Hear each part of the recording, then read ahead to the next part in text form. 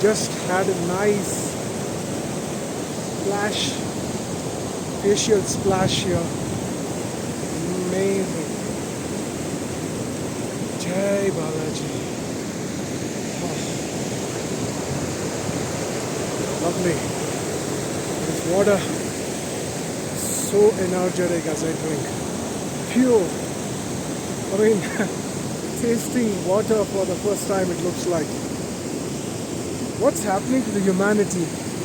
Neither do we have water which is pure, neither do we have air which is pure, and we claim we are in enormous forms of development.